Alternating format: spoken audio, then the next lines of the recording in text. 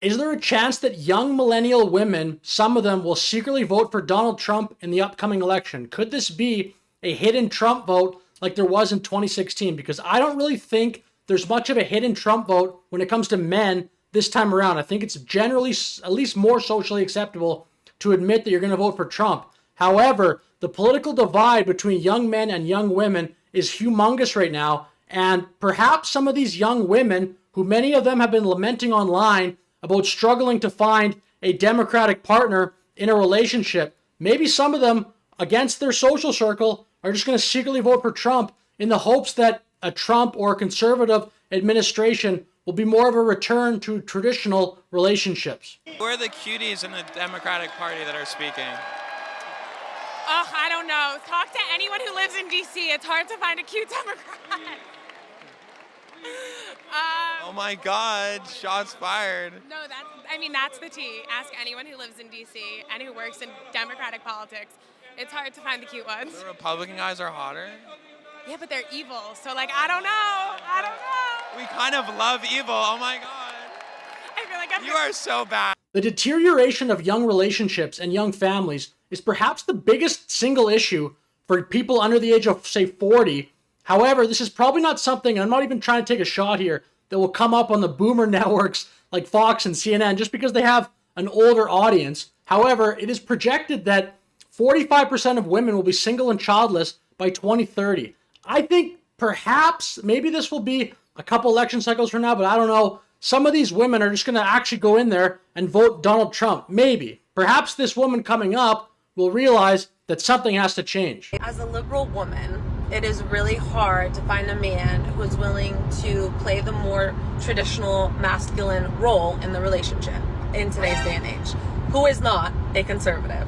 A man who wants to pay on the first date, who wants to open your door, who has that want and desire to take care of you and to provide. And obviously, as a liberal woman, I do want to be respected for my independence. And I do want to have my own autonomy in the relationship and not be confined or conform to the traditional female homemaker, childbearing role. So you do not want to have to be traditional and you don't want to play your role in the relationship, but you want him to have to play that role in the relationship. And now the next video here from this woman actually goes a step further, and she actually admits that she was misled about what men actually want. So listen to this woman's story. Perhaps some women like this are just going to say, whatever, I'm voting Trump just to change it up. I just came to the realization why I'm single.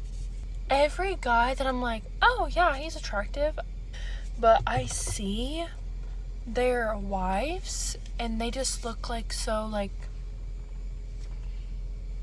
you know, like not like this. I thought these men wanted like, you know, big, strong, tough girls. Those are the lies of feminism. That's what feminism told you, not what the men told you. I don't want to laugh because obviously she's very, like, she genuinely seems upset about it. But no, that's not what they wanted.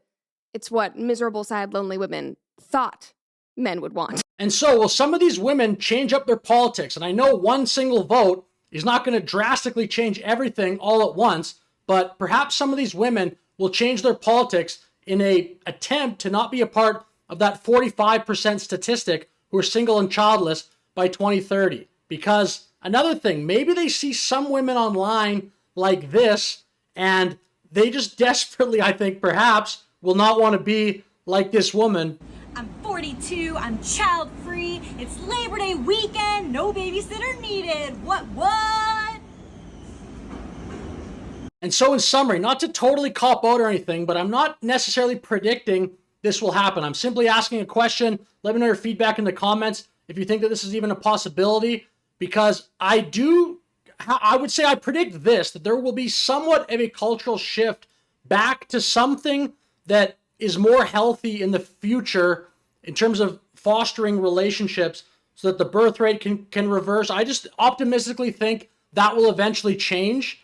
And again, you can debate me if you want on that point, because that's certainly debatable, because the trend right now is quite negative actually. But I don't know the time frame on that. Like, that might be 20 years from now that starts to reverse. Might be 30 years. It might be way too late. So there might be really just no chance of that happening at all in this election, in terms of some people just saying, hey, this isn't really working. Maybe I'm just going to try to vote Republican and see what happens. See if perhaps that'll be somewhat of a start towards a more like traditionally conservative or a traditionally society that's fostering families.